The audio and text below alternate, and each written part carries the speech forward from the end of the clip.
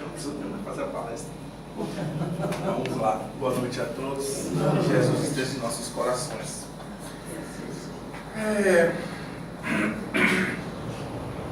No período em que Lutero estava encarnado aqui na Terra, reencarnado, existia um ser chamado John Hus, que justamente ia de encontro, né, com as questões da Igreja Católica, porque a Igreja Católica tinha todo o poder do conhecimento, inclusive tirava e colocava reis, né? Então, John Hus, ele era um homem, era um sábio, era um sacerdote, né? Que inclusive ele havia se separado da igreja e era companheiro e parceiro de Lutero, justamente nessa divulgação da Bíblia. Só quem tinha direito a ler a Bíblia era os párocos, os padres, os abades, né, que tinham direito a ler, a ter acesso à Bíblia, e isso era incoerente. Então foi aí que surgiu um movimento de protestantismo, de negação, um manifesto contra essa atitude da igreja, inclusive até mesmo pela questão da Inquisição que acontecia, né, porque se as pessoas fossem contra a igreja, mas na época o que mais estava em voga era as indulgências. Me preste essa chave aqui. Esse chapéu aqui, a igreja vendia e dizia que esse chapéu era de São Miguel, né? Por exemplo, esse copo aqui dizia que era um copo de São Francisco de Assis.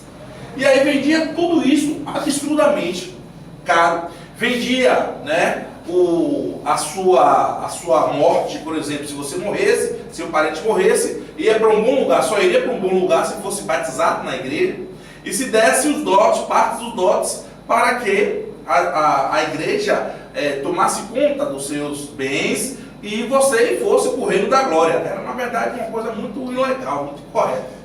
E John Hus era aquele ser diferenciado. Era um sacerdote, era um homem que tinha um conhecimento muito evidente da espiritualidade, era um homem que acreditava já naquela época na reencarnação. E ele defendia veementemente que todos deveriam ter acesso ao conhecimento, à cultura, todos deveriam ter acesso às novas ideias e principalmente a Jesus, a conhecer a Bíblia. Esse era o ponto fundamental dele. Em contrapartida, por ele não aceitar as determinações da igreja, porque ele não concordava com determinadas coisas, ele foi colocado na fogueira, foi queimado, né, na fogueira com uma pessoa que estava indo de encontro com a igreja. Séculos depois ele reencarna na França, em Lyon, em 1804, no dia 3 de outubro, como Hippolyte Léon Denis Rivail. E essa reencarnação de John Hus, eu estou falando essa coisa porque vocês vão entender que ele vai sentir as mesmas sensações que ele sentiu quando estava sendo sentido nas labaredas sobre o teu corpo. Ele vai sentir em um dos processos que a Igreja Católica, mais uma vez, evidencia a sua contrariedade sobre o conhecimento. Então, eu vou ser mais rápido nessa questão de Hippolyte Léon Denis Rivail, porque ele era um pedagogo, um cientista, eu fico impressionado como naquela época, eu sou biólogo por formação. Em minha formação como biólogo, eu tenho especialização em uma parte de zoologia e botânica, extremamente difícil. Você pega uma galinha, você pega um boi, pega o corpo humano e pega um sapo para poder fazer análise comparativa entre o sistema respiratório do sapo, da galinha e dos animais do boi. Tá? Você analisa tudo, inclusive do peixe, que é uma respiração branquial, que é totalmente diferente. É extremamente difícil isso na faculdade hoje. Kardec já fazia fisiologia animal comparada. Já analisava as espécies. Era um homem formidável. Ele mantinha contato com pessoas da alta sociedade. Dentre eles, um dos maiores advogados que nós temos na humanidade, que é Carlos Lombroso. Um dos homens que conhece a mente humana e conhece a mente de várias pessoas que praticam crime. E ele era extremamente cético e se torna um grande espírito. Ele mantinha contato com um cara que nada mais nada menos chamado Charles Darwin. Mas o que me chama a atenção de Charles Darwin morava na Inglaterra, em Londres. E ele veio aqui para as Ilhas Galápagos para poder fazer análise justamente dessa analogia, dessa fisiologia animal comparada. E ele escreve algumas coisas, os cientistas começam a dizer algumas coisas, que ele estava indo de encontro com a Bíblia, porque a Bíblia evidencia o criacionismo, e o criacionismo é justamente o surgimento de Adão, né? O fluido vital, Deus dá um sopro, surge Adão. Na costela quebrada de Adão, que isso é uma situação machista, né? Na costela quebrada de Adão, a terceira costela quebrada, surge Eva. E uma mulher que é representatividade do mal na psicanálise. A psicanálise utiliza esse simbolismo para ver Eva como uma coisa ruim. A cobra como uma questão do autoconhecimento. E Adão justamente como aquela coisa da inocência. E me faz pensar, a doutrina espírita me faz raciocinar, para não acreditar no criacionismo, que é justamente um simbolismo. A Bíblia tem várias e várias traduções. Existe um homem hoje no Brasil chamado Haroldo Dutra Dias, que é um juiz de Minas Gerais, que ele conhece o aramaico, que era a linguagem de Jesus, o grego clássico e o hebreu. Ele conseguiu fazer um estudo profundo sobre a questão da tradução da Bíblia. E ele fala justamente que muitas coisas foram modificadas pelos idiomas, depois pelo latim, depois ele vai pelos cada um do seu idioma e cada um coloca o que você quer. Gente, você passa só para uma observação rápida. Tem Bíblias hoje do Testemunho de Jeová que disse que a cobra era médium do mal. Esse termo médium que criou foi Kardec. E na Bíblia, eu li, não é com essa piada não, eu li na Bíblia do Testemunho de Jeová, tem lá, é proibido evocar o Espírito, que inclusive na época de Adão, a Bíblia era médium do mal. Médium? Nesse tempo não existia médium. O termo médium que criou foi Kardec a partir de 1855, 56. Enfim, só para vocês terem uma ideia, porque a doutrina espírita é muito lógica.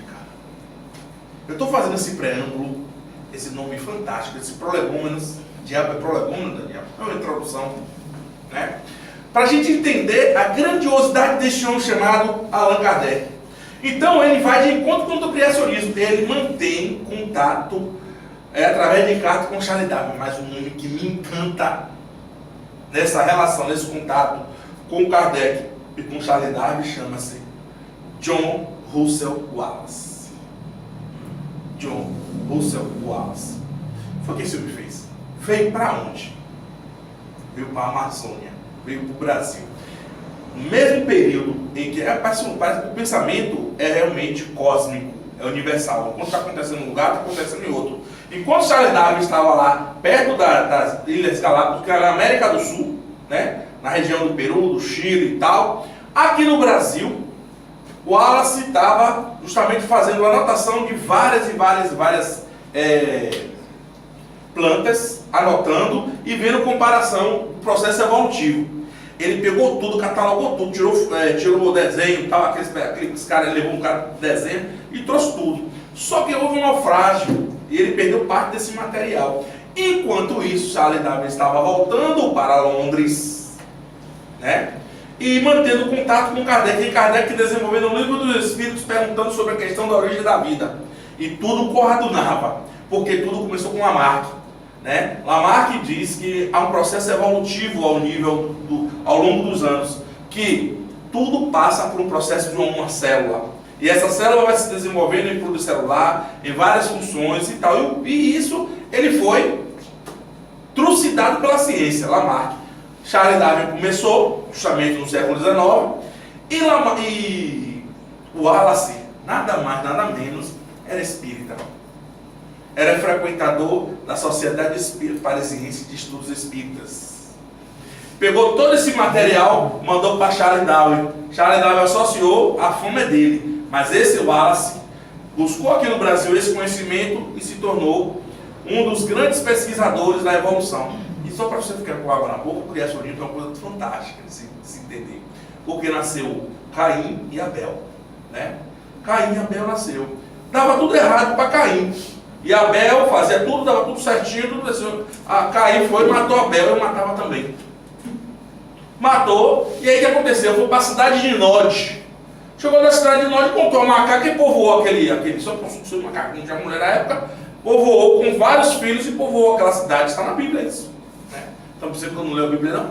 E aí foi. Isso é conto da carochinha, mito. Isso é fantasia, isso é simbolismo. Então, o processo é paulatino. Ele vai acontecendo aos poucos. E existem coisas que Kardec pergunta no livro dos Espíritos, que os Espíritos são enfáticos. Há temas que vocês ainda não podem saber. Não está no nível ainda espiritual para você conhecer, como essa questão da descoberta. Já estamos até avançando demais com a questão do DNA, que achávamos que era 100 mil, já temos 35 mil DNA. Então, nós estamos avançando para o processo evolutivo. E Kardec, ele vem reencarnar, que é a reencarnação de John Hus, que é este teólogo, que é este filólogo, que é este filósofo, esse sacerdote do bem, que justamente vem sob o comando de Jesus. E quero ressaltar, eu gosto sempre de falar sobre isso quando falo de Kardec. Ele é do mesmo naipe, do mesmo nível, do nível semelhante a Francisco de Assis, do nível de Simão Pedro, do nível de Tiago Maior, Tiago Menor, enfim. Ele é um apóstolo do Cristo, no mesmo nível de Paulo de Tarso. Por quê? Por causa da questão do mérito. Ao longo das encarnações ele foi progredindo e veio com essa missão de implementar a doutrina espírita. Moisés é a representatividade da justiça. Coitado de Moisés. Moisés passou 40 anos, éramos nós que estávamos reencarnados naquela época, extremamente ignorantes. E ele pegou muitos jovens, levou 40 anos ensinando novas coisas, que justamente o povo fala na cidade de Israel. Desculpa.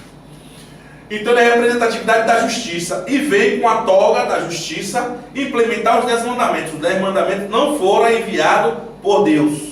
Na psicografia abençoada de Francisco Cândido Xavier, Emmanuel diz no livro O Consolador que os 10 mandamentos não foram enviados por Deus. O único médico de Deus é Jesus. Foram enviados sob o comando de Jesus. Gente, Jesus, ele manipulou todas as moléculas do planeta Terra, né?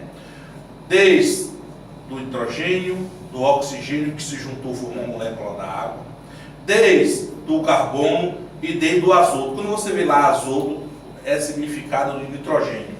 Então são esses 4 elementos que formam justamente a tabela periódica, que são os elementos da questão orgânica. Todo elemento que tem vida tem esses 4 elementos e alguns outros para compor. E hoje nós temos 118 elementos já desenvolvidos, está lá na tabela periódica. Quando vocês estudavam, eram 109, agora já são 118 pesquisados. Moral da história: Kardec, ele nasce como politineu, casa com uma mulher maravilhosa, né? Que essa mulher, ela tem representatividade muito grande com a Amélie Baudet, de renunciar. Quantos de vocês aqui brigam ou discutem em casa para poder vir ao centro? Porque a esposa não quer, se for homem, porque o marido, o marido não quer, se for mulher, não quer que vá ao centro, vai ter gente que diz assim, leva logo a cama, não sabendo que a pessoa está numa circunstância dessa, numa situação dessa, num ambiente desse, de luz, de paz, está adquirindo uma força para vencer as adversidades em casa. O maior laboratório do centro espírita é a família, é o lar. Quando a gente aqui adquire, aprende, é dentro de casa que a gente treina o que a gente aprendeu aqui. Então, Kardec veio com essa missão na área da educação. Por quê? Tem algum motivo? Tem. Porque a arte, a mola propulsora da evolução, do conhecimento e do progresso, chama-se educação. Jesus veio implementar a terapêutica do amor. Ama a ti mesmo, ama a Deus sobre todas as coisas, de toda a tua intensidade, com todo o seu espírito, com toda a tua força. E ama o próximo como a ti mesmo. Inverte, como a benfeitora Joana de Ângela diz, faça o inverso. Ame-se primeiro, cuide de você primeiro, goste de você primeiro. A pessoa mais importante do mundo para você é você. Não é teu filho, não é teu pai, não é tua mãe, não é teu esposo, nem tua esposa. É você. O processo de autoamor é indubitável. É uma coisa fundamental para as nossas vidas. Eu preciso me amar, gostar de mim. Disse a benfeitora, podemos dizer assim hoje, Madre Teresa de Calcutá, a pessoa mais importante do mundo para você é você. E depois o mais próximo, quem são mais próximos? A família, os pais, os filhos, né? Para mim, na relação humana, o problema não é ser egoísta, nem é ser orgulhoso. Para mim, a pior miséria que tem na relação humana é a ingratidão. O pai faz tudo pelo filho e o filho não reconhece e não retribui. Não precisa retribuir não, mas é trazer menos transtornos, trazer menos prejuízo, trazer menos problemas. Então a gente, quando se torna feliz, nossos pais estão felizes também, seja no plano espiritual ou no plano físico. E a gratidão que a gente pode dar para com eles é cuidar deles quando eles tiverem necessidade, na idade mais avançada, na velhitude, na necessidade de carinho, de afeto. Essa semana mesmo eu levei minha mãe para poder estar em contato com a neurologista. A neurologista disse que não precisa fazer mais nada com ela. A medicação manter. E eu falei com o nosso amigo Edson para fazer um tratamento espiritual aqui na casa. E a médica fechou com chave de ouro. Não precisa fazer mais nada. Muito carinho e muito amor. Se tornou uma criança necessitada de afeto e de amor. Quanto amor, quantas noites nossos pais perderam conosco. E agora está no momento de nós retribuirmos. E não é com bens materiais. Eu acho fantástico isso. Não é com coisas pequenas, com coisas materiais. É com afeto, com a companhia. E hoje, brincando com ela, eu brinco muito com ela, só para abrir um parênteses, para você ver como uma situação é tão engraçada. E todo dia de manhã, quando acordo, eu coloco sempre alguma coisa, música, de gospel, alguma música espírita, ou alguma coisa de salmo, alguma coisa. Aí hoje, Cid Moreira estava recitando o Salmo 91. Ela fez de ninguém que ele está contando mentira, tudo que ele está falando é mentira. O Salmo 91. Então, gente, a gente leva essa brincadeira porque é fantástico. E aí a gente vê a beleza que há em nossos pais por ter cumprido com sua tarefa. E voltando para este que se torna, entre aspas, não é verídico isso, o pai do espiritismo é Allan Kardec. Eu vou para o centro espírita kardecista, não existe esse centro. Eu vou para o centro espírita. Porque não existe outro centro espírita. Centro espírita de Umbanda tem as suas características, o seu dogma e a sua doutrina. Eu vou para o centro Y, A, B, C, cada um tem sua filosofia. Mas o centro espírita não precisa dizer que é kardecista. Porque ele não implantou o kardecismo. O kardecismo não é uma ideia de Kardec. Kardec, como um professor, escreveu livros na área da matemática, na área da pedagogia, implementou junto lá com o rei Carlos V, se não me falha a memória, o sistema educacional público, né? Então, a gente percebe que ele teve uma grande influência na educação. Passou 50 anos trabalhando com a educação. Ele nasceu em 1804. Quando chegou aos 54 anos, que ele completa 50 anos de vida, que isso bate certinho em 1854, ele é convidado por um amigo para ir ver as mesas girando, as mesas dançavam e tal. Na verdade era um termo mais coerente. Ele, não, isso é magnetismo. E o cidadão que chamou ele não tinha muita... aquele cidadão meio atrapalhado, que ele disse, não, tudo bem. No ano seguinte, né, um cidadão com mais raciocínio, mais seriedade, convida-o para ir para a casa de uma Dona Maison e ver as mesas girantes. E as pessoas perguntavam às mesas girantes tudo que a gente não deveria perguntar. Quanto a senhora deveria gastar para plantar na sua terra? Qual é o carro que você deveria comprar? Você perguntava às mesas. Que brinquedo você deveria comprar para minha sobrinha? Eram essas perguntas idiotas. E todas a minha mesa sempre respondia. Quando o Kardec perguntou quem é Deus, opa, a mesa parou. Alguém inteligente, sábio, fez alguma pergunta sábia. E isso é muito fácil. Isso é fantástico. Isso é fantástico. Semelhante atrai semelhante. Se você é uma pessoa boa, você é uma pessoa boa. Se você é uma pessoa inteligente, atrai pessoas inteligentes. Por que eu estou falando isso? Porque perguntas inteligentes, respostas inteligentes. É tão chato estar diante de pessoas burras e idiotas. Por quê? São burras não, porque não cultivam a inteligência. Porque não estimulam o estudo. Porque não buscam a sabedoria. A sabedoria é trazida do espírito. Mas a cultura entra pelos olhos e pelos ouvidos. Peguei na orelha e pelos olhos. Então entra pelos ouvidos e pelos olhos, com a leitura, com a audição de uma palestra. Então com o vídeo eu vou ouvindo e vou aprendendo. Na aula de um professor, isso é conhecimento. Isso é cognição. Eu estimulo meu cérebro a aprender novas coisas, a memorizar. Mas a sabedoria vem do Espírito. Então ele, como era um espírito muito sábio, Kardec é um espírito altamente evoluído. E eu quero entrar logo de sola numa situação. O cidadão que desencarnou hoje, Richard Simonetti, criou a maior polêmica há anos atrás, aí, dizendo que Chico Xavier era a reencarnação de Kardec. Não é e nunca foi. Primeiro, Chico Xavier declarou isso verbalmente, isso está escrito. Ele estava encarnado na época e ele era uma das médiuns que estava com em torno de 14, 16 anos e trabalhou com Kardec, Dona Jafé. Era a senhorita Jafé. Então, Chico Xavier, não, e até porque Kardec não precisa mais reencarnar na Terra. Já está em planetas felizes. Já cumpriu a tarefa dele. E outra que eu quero lembrar aqui, fique gravada aqui, tem um bocado de idiota aí, médio, mistificador, dizendo que está recebendo mensagem de Chico Xavier. Nenhum está recebendo mensagem de Chico Xavier. Palavras de Chico Xavier, abre aspas. Eu não preciso falar mais nada. O que falei, já escrevi e já está tudo registrado aí. Não precisam dar mais comunicação. Lá em Salvador, não vou citar o centro, tem um cidadão que recebe um espírito que é de Chico Xavier. Só se for qualquer outro Chico. Chico do Pelé, Chico do Pão, qualquer outro Chico. Menos Chico Xavier. Ele declarou isso. Procure as obras de Chico Xavier que falam sobre isso. O bate-papo debaixo do abacateiro, o Evangelho segundo Chico Xavier, ele escrevendo, não é mensagem não, é ele falando, ele ensinando. Pode procurar esse livro que você acha. O Evangelho segundo Chico Xavier. E outros livros que falem dele pessoalmente. Então eu quero tirar logo esse processo aqui. Ele não é a reencarnação de Allan Kardec. E ele declarou que não vai dar mais comunicação.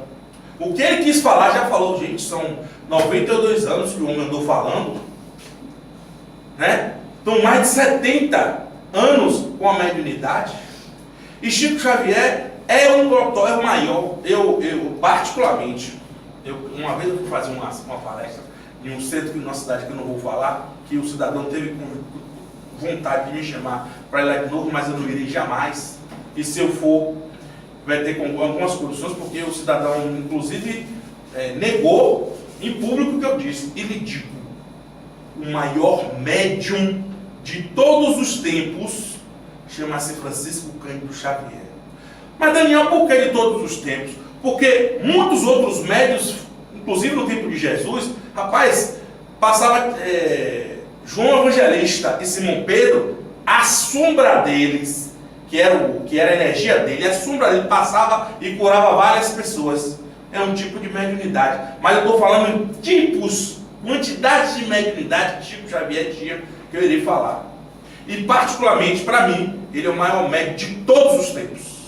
Divaldo fala, Divaldo Franco diz que ele é o maior médium do século XXI. Eu particularmente acho o maior médium de todos os tempos, em termos de tipo de mediunidade. Você tem vários tipos de mediunidade, vários. E eu vou citar algumas aqui, vocês vão ficar encantados.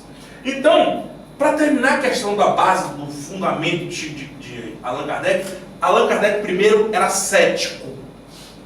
Era cético. Você sabe o que é ser cético? Na ciência, um homem cético é fundamental. A dúvida na ciência denota capacidade de conhecimento. Para você implementar uma teoria, uma hipótese, você tem que criar dúvida. Por que isso? Porque aquilo, qual o objetivo, qual a necessidade, qual o efeito, qual a causa, qual a necessidade disso. Então você tem que ter todo um perfil para isso. E Kardec, Zéfiro, que era o companheiro dele de uma outra encarnação, teve que se apresentar 4 vezes em médios diferentes para se apresentar, para ele acreditar. Chega um espírito, chega um determinado médium aqui, eu não sei se nessa casa o nosso irmão Edson vai permitir, mas chega aqui a dar uma comunicação, foi doutor Bezerra, foi não sei o quê. Oxe, que doutor Bezerra? Só foi o doutor Bezerro. Para você entender e compreender uma comunicação de espírito, primeiro, espírito superior não fala a questão pessoal, ele fala no geral. Ele dá um ensinamento universal. Segundo, a linguagem é rica. E não há erro de português, porque os espíritos superiores, eles dominam a língua na qual eles vão falar. Não tem erro de português, não se fala errado. Segundo, o médium, está no livro dos espíritos, a questão moral do médium não implica na questão da mediunidade. Ele é médium mesmo sem moral. Mas para espírito superior da comunicação é necessária a moralidade do médium, porque há uma imantação, uma conexão do perispírito. E o perispírito de um espírito superior é muito difícil de se conectar com o médium. Um médium que bebe, um médium que fuma, que tem uma vida desregrada, que tem uma vida totalmente voltada para o mal. Então, quando uma pessoa tem uma comunicação de um espírito superior, de um espírito instrutor, veja o conteúdo, veja a mensagem, observe o conteúdo da mensagem, observe tem todo um processo para você analisar. Está no livro dos médiuns. E Kardec ensina-nos isso. Então, Kardec não acreditava em todos os espíritos e nem todos os médiuns. Ele pesquisava, ele analisava. É tão massa hoje o WhatsApp, né? Você pega uma mensagem, inclusive esses infelizes agora bloqueados, você pode passar uma mensagem para 20 pessoas. Mas Kardec, no tempo dele, escrevia do próprio punho uma pergunta: que é Deus? Ele escrevia e era caneta tinteiro, tinha que ficar toda hora botando lá na tinta, aí botava e tal. Pegava essas perguntas, mandava para vários médiuns na América do Norte, mandava para médiuns na Europa e na Ásia. Esses médiuns, essa pergunta, uma perguntinha do livro dos Espíritos, foram respondidas por vários médiuns, que aí os médiuns perguntavam aos Espíritos, ele via, ele pegava mais coerente e botava a resposta. Em 1857 saiu a primeira edição do livro dos Espíritos, com 501 perguntas. Depois ele acrescentou mais, ficou 1019, que é essa edição que nós temos. E aí ele achou que tinha que ter algo para mais periodicamente, um periódico, uma revista, e fez a Revista Espírita, que é, se vocês puderem, acesse, que é fantástico, porque tem textos resumidos, tem mensagens de São Luís, tem mensagens de Santo Agostinho, de Erasto, e aí você bota lá no Google, bota lá Revista Espírita, aí vai aparecer as datas, os anos, né, 1859 até 1869. Então tem lá as edições. Então, nós vamos aprender a doutrina espírita com contato com a leitura.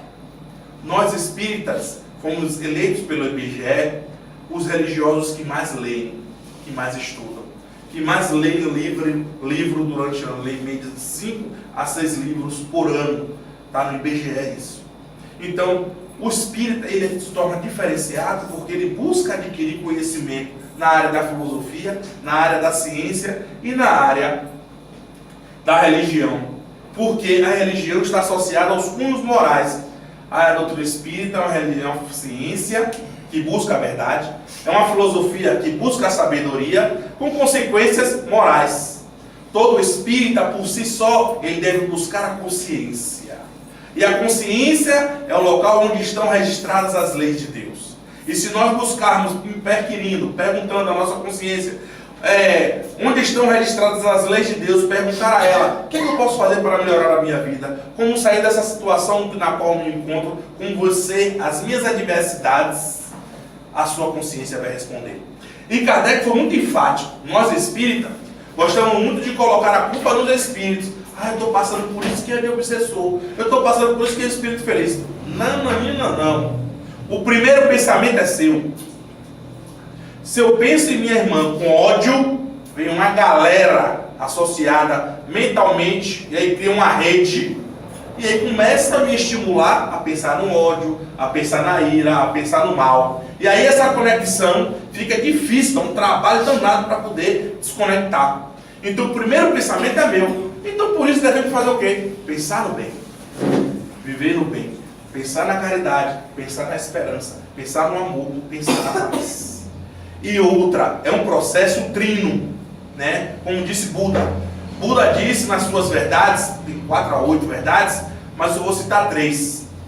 Pensar corretamente, falar retamente e agir sempre de forma correta e certa.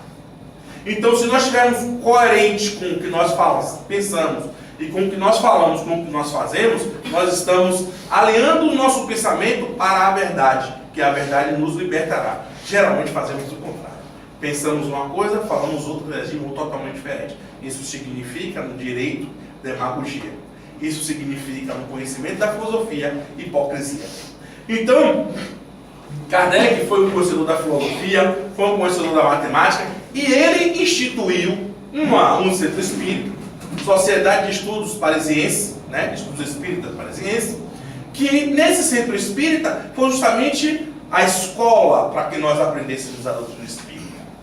Né? Foi o protótipo, mas associado a todo esse processo em 1857 em diante, do século XIX, aqui no Brasil também, tudo começa na Bahia, no Brasil, em Mata de São João. Já havia comunicação com espíritos, que inclusive a polícia não conseguia adentrar a casa porque tinha um bloqueio espiritual muito grande, né? Mas isso está associado, inclusive, Divaldo teve acesso a esse registro policial, que ele passou para a Federação Espírita do Estado da Bahia.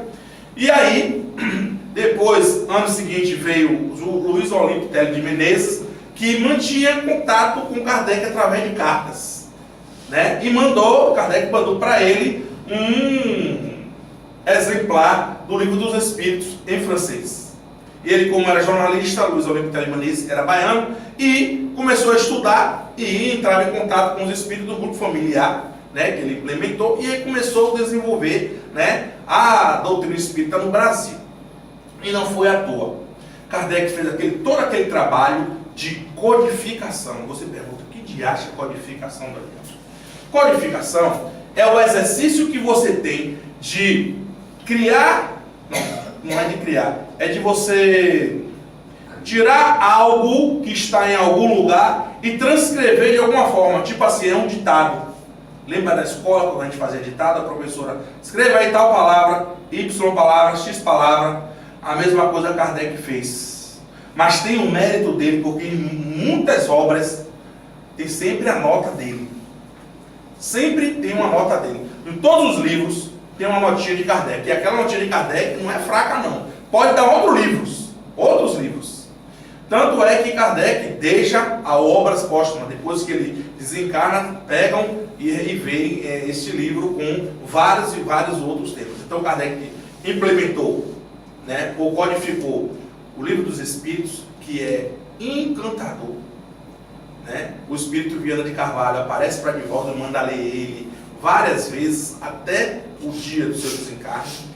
Muita gente diz que é de Joana de Ângeles. Não é, foi Viana de Carvalho, que é um espírito altamente estudioso. Que quando encarnado, esse Viana de Carvalho, um cearense, Viana de Carvalho era major, tenente-coronel do Exército, e a igreja brasileira perseguia muito ele, que aqui no Brasil não era laico, era católico na época. E mandava ele para os interiores, expulsando ele, porque em todo lugar que ele ia implementar um centro espírita, implantar um centro espírita. Aí, em vez de fazer isso, deram um tiro no pé, que hoje tem vários centros espíritas, graças a Viana de Carvalho. Quando Viana de Carvalho estava divulgando o espiritismo pelo Brasil, Divaldo estava no plano espiritual, o acompanhando na equipe espiritual, a esse trabalho de divulgação espírita que Divaldo faz hoje em vários países, em várias cidades. É o trator de Deus, que Chico Xavier denominou Divaldo Franco de trator de Deus. Era um amigo e irmão. Divaldo tinha tem uma admiração muito grande com Chico Xavier, porque Chico Xavier é realmente uma antena da NASA. Nós que somos médios, temos uma anteninha, essa anteninha pequena dentro de casa, que às vezes fica dando um bocado de problema para sintonizar. Kardec era uma antena Chico Xavier era uma antena altamente potencializada, e outros médicos, como o próprio Divaldo, Ivone Pereira, vários médicos também tinham uma capacidade muito grande. Mas ele conseguia entretecer vários tipos de mediunidade. Então, saindo da questão de Kardec, o espírito São Luís, que era o espírito guardião da França, pede a Ismael para receber vários espíritos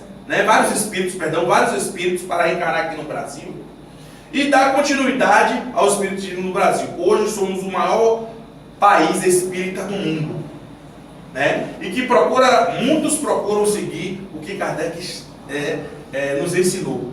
E digo a vocês, se você for para qualquer centro espírita que não está condizente com as obras kardecianas, pode sair, porque não é um centro espírita. É centro espiritualista, mas não é centro espírita. Porque quem segue Kardec está dentro, rapaz, é fantástico. Quem é médium, não lê o livro dos médios, ele parece estar conversando com você.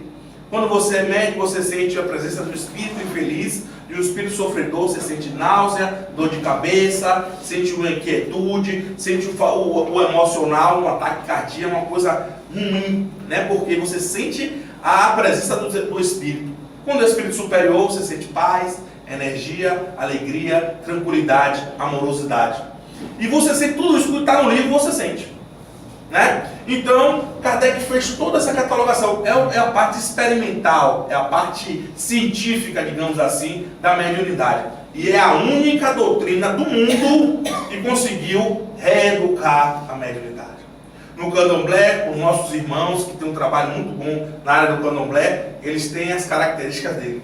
Do Umbanda, enfim, cada religião tem a sua capacidade de entendimento. Mas quem conseguiu codificar, criar métodos, criar um sistema. Mas Daniel, o que acha o sistema? Sistema é quando você, na escola, é um sistema escolar. Você começa a beber, lá aos 3 anos, vai aumentando as dificuldades, Fundamental 1, Fundamental 2, vai aumentando, o ensino médio vai para a universidade, e depois você vai para o mestrado, o doutorado e o pós-doutorado. Isso é uma sistematização. É a mesma coisa na doutrina espírita. Quando a pessoa vem ao centro espírita, não pode participar de reunião mediúnica porque não tem conhecimento. Não sabe como lidar, tem que aprender primeiro. Todos somos aprendizes.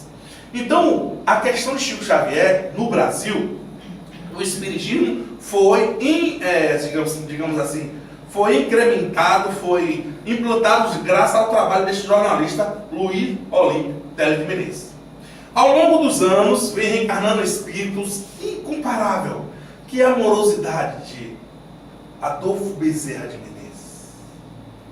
Que espírito que renunciou ir para um planeta maior, que fora convocado por Celina, que é a secretária da Mãe Maria Santíssima, deixou de ir para um planeta superior, melhor, onde a felicidade, onde o bem estará imperando, e pediu a ela que permanecesse na esfera da Terra, ajudando a várias pessoas. Hoje, Bezerra de Menezes tem mais de 10.000 espíritos sob o teu comando.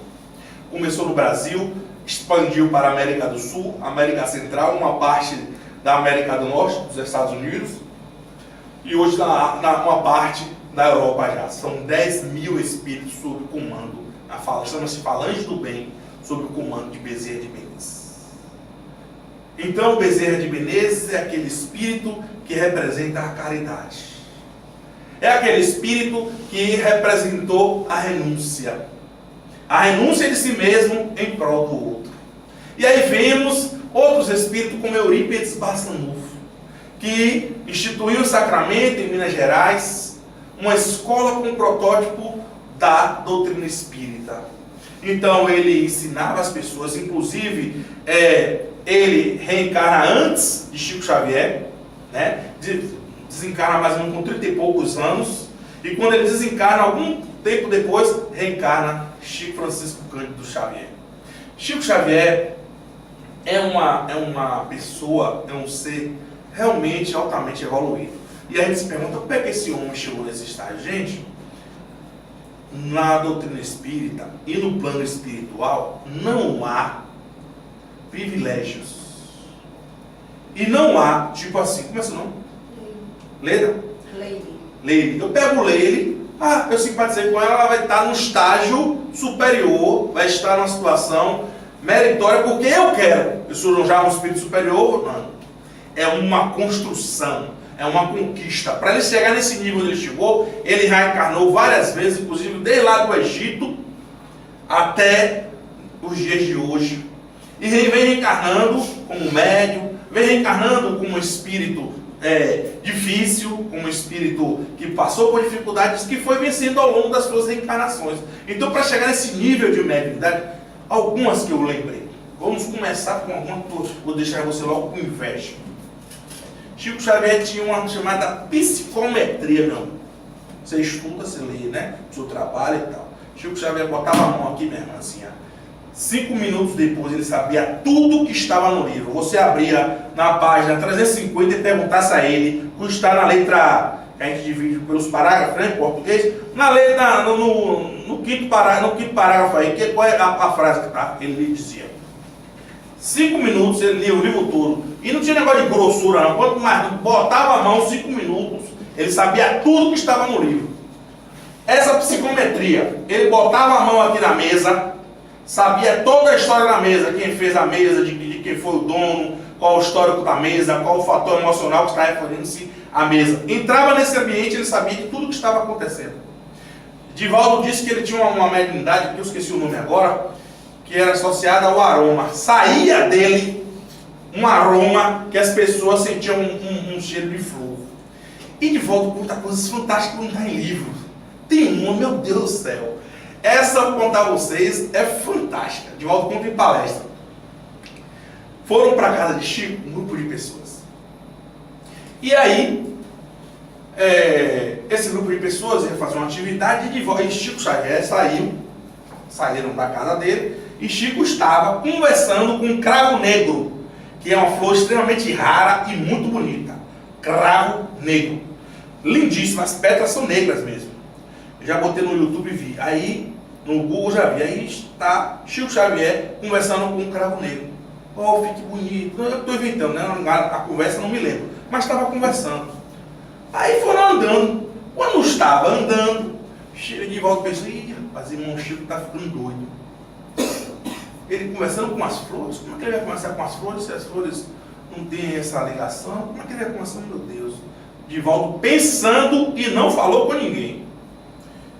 Passaram-se 26 anos. Conte aí. 26 anos. Divaldo foi fazer palestra já em Uberaba.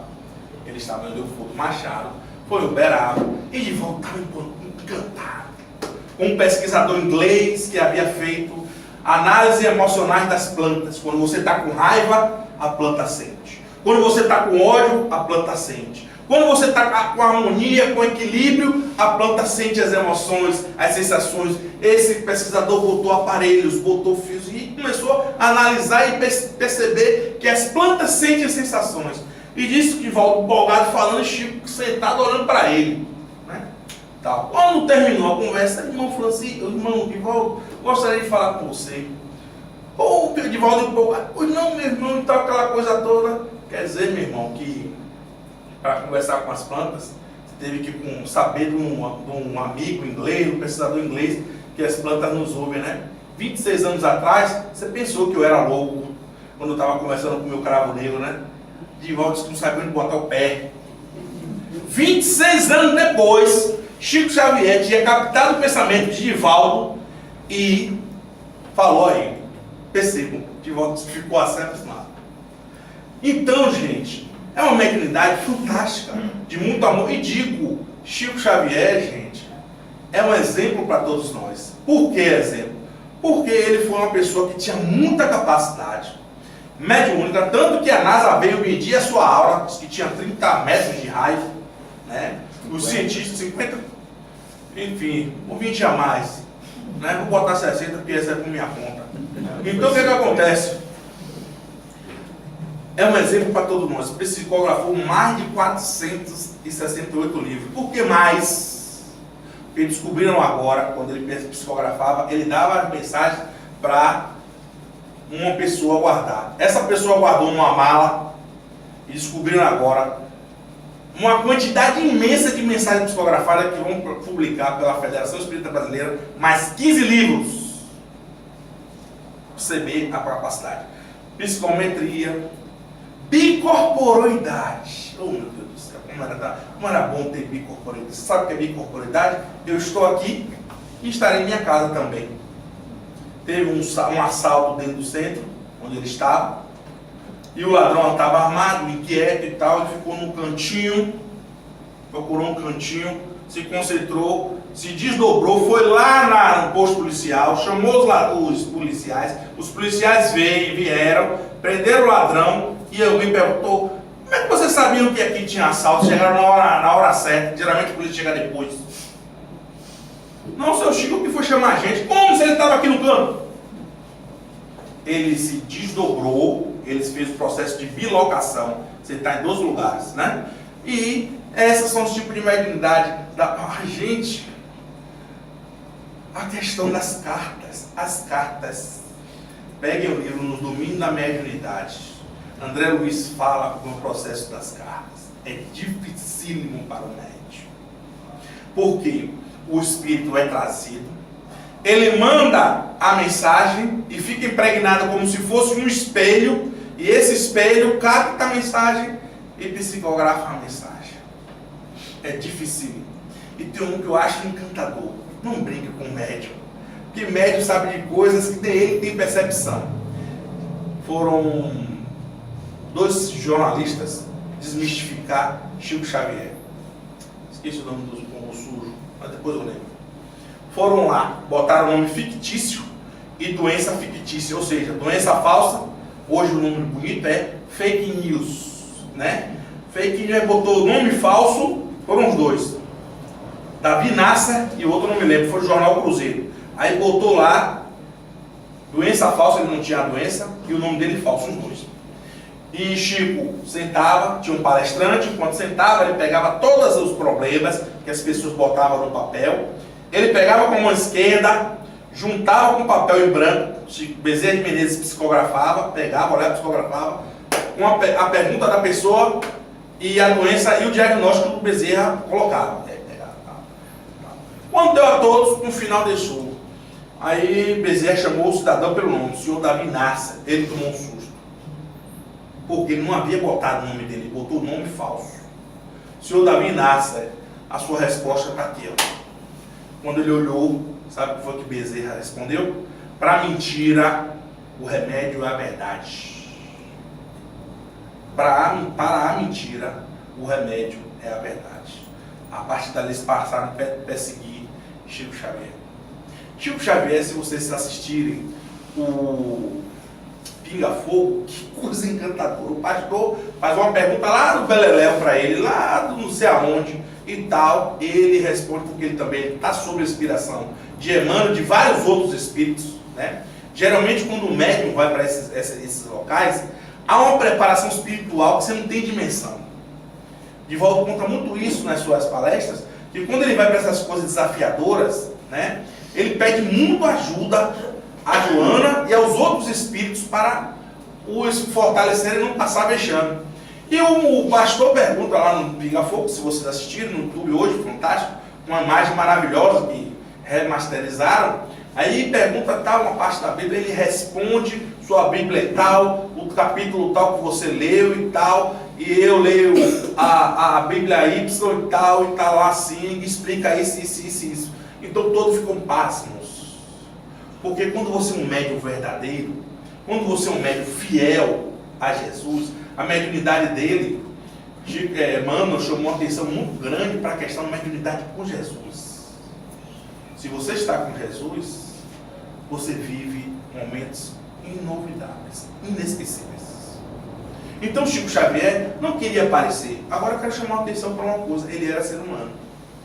Tinha defeitos também. Quando Chico Xavier estava chateado, sai de perto. Ele dizia muito lá aos confrades deles, que mandava lá era ele.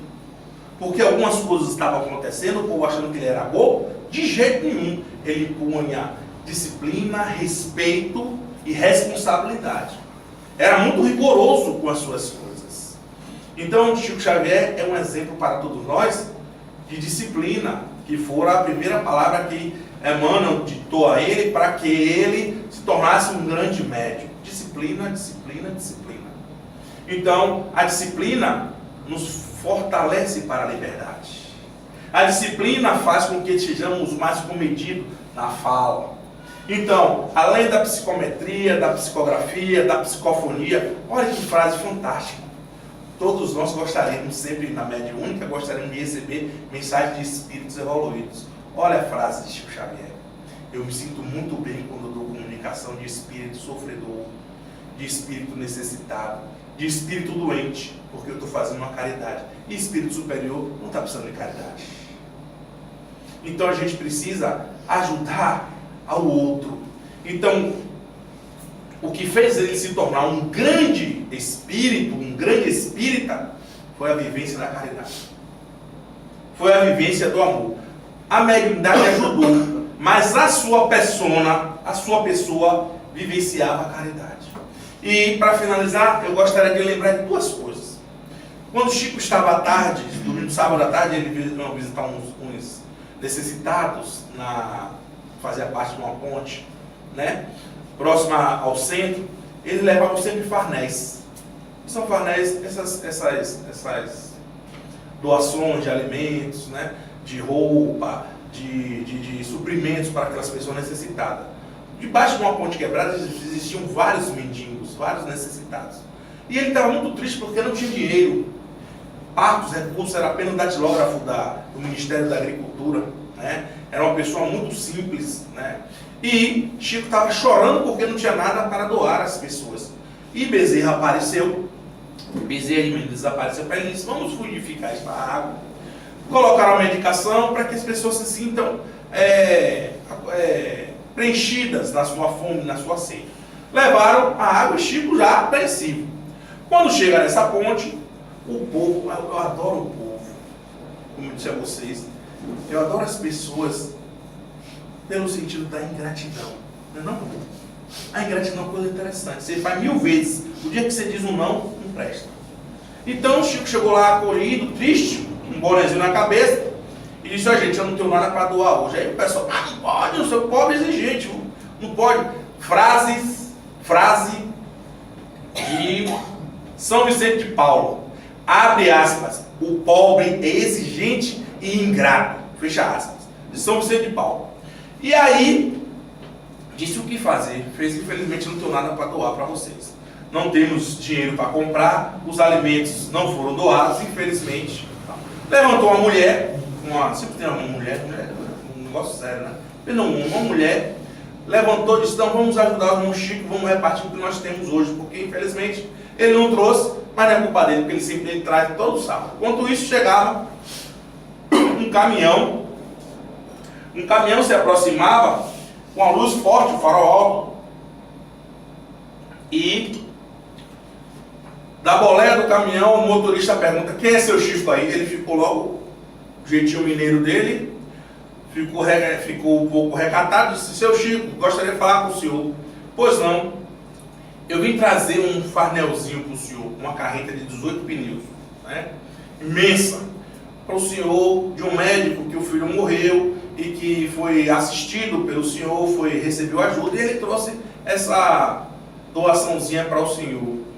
Mas teve um acidente na estrada, eu me atrasei e infelizmente não deu para chegar no horário mais cedo. E infelizmente eu ia voltar para São Paulo. Quando eu saí e entrei no caminhão, apareceu um velhinho barbudo, de cabeça branca, né? E disse-me, todo de branco, e disse-me que vocês estavam aqui. Ele fez que não disse ser velhinho, ele disse aí que é Bezerra. Então Bezerra de Menezes tinha se materializado, o motorista ia embora, Bezerra se materializou e fez: olha, meu filho, só não tire a roda, você tem que tirar tudo. E doou todo aquele material que estava lá para aquela família. Então Chico Xavier, ele não é apenas reconhecido pela mediunidade, meus irmãos, gravemos isso.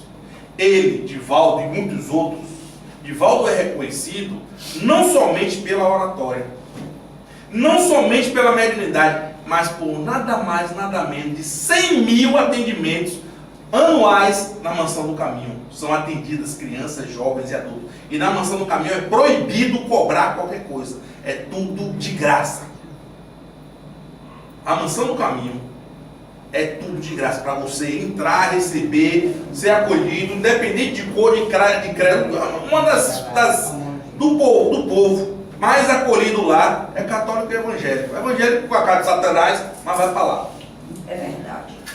E para finalizar, Chico, quando desencarnou, o homem era demais. Quando desencarnou, o fulcro de luz dele foi tão alto, diz os Espíritos, que ele ajudou a orientar outros espíritos que estavam vagando pelo planeta Terra a subir para o plano espiritual. Mas o que eu quero contar não é isso. A benfeitora Joana de Ângeles, pelas mãos abençoadas de Chico, de Valdo Franco, disse que Chico Xavier foi recebido pessoalmente por Jesus. Quando a gente desencarna, vai uma galerinha receber a gente, né? Nossos familiares do passado, nossos obsessores, vem meu filho, agora que eu vou te pegar, né? Nossos obsessores, anjos guardiães, né? Enfim, o resultado do que nós fizemos aqui na Terra é que vai ser o nosso desencarne. Mas vamos para o hospital e vamos ser recepcionados primeiro pelo anjo da guarda, pelos espíritos familiares que já desencarnaram. Quem foi receber, quem desceu lá dos altiplanos espirituais para recepcionar Chico Xavier, nada mais, nada menos do que o Senhor Jesus Cristo. Claro! Olha o lastro do trabalho do homem, mais de 70 anos trabalhando em prol do bem, em vivência do bem. Não pela mediunidade, a mediunidade sim, foi muito forte, mas pela persona dele, porque você pode ser um médium ruim para fazer o mal, mas ele entreteceu dentro de si a caridade, a vivência do bem. Então imitemos Chico Xavier, imitemos Allan Kardec, porque é a ponte, e imitemos o chefe, que é Jesus. Para finalizar, eu gostaria de finalizar com uma frase fantástica que Divaldo nos diz numa palestra, que ele diz assim: em vez de procurar o colega, procure o chefe. Vocês querem saber quem é o chefe, quem é o colega? O chefe são os obsessores, são nossos companheiros que estimulam o mal. Os colegas são aqueles que nos trabalham para o mal. E o chefe é Jesus. O chefe, chegamos o chefe, é Jesus. E às vezes a gente dá vazão ao nosso querido colega que nos estimula com o mal. Então, Kardec, estudo. Chico Xavier é o exemplo. Então, tem várias e várias outras mediunidades que você... Só uma que está associada à vida dele, que não é uma mediunidade, é uma capacidade psíquica dele, é um animismo, de ele olhar para você e ver todas as suas companhias espirituais que são dupla vista. Né? E a mediunidade que ele tinha era de progressão, de estímulo do bem, de vivência com Jesus. Para finalizar mesmo agora, só para você perceber a diferença de espíritos, Emmanuel, quando entrava na sala, adentrava a porta, todos silenciavam no plano material e no plano espiritual, por causa da moral, do comportamento, do tipo de conduta de Emmanuel. Quando o doutor Bezerra chegava, da porta até chegar à proximidade da mesa com Chico Xavier, levava em torno de 15 minutos. Bezerra de Menezes ouvia um, atendia outro, auxiliava outro, por causa da amorosidade. E a energia que tocava o coração de Chico Xavier e de todos os outros que vivenciam o bem é o amor. Muita paz para todos.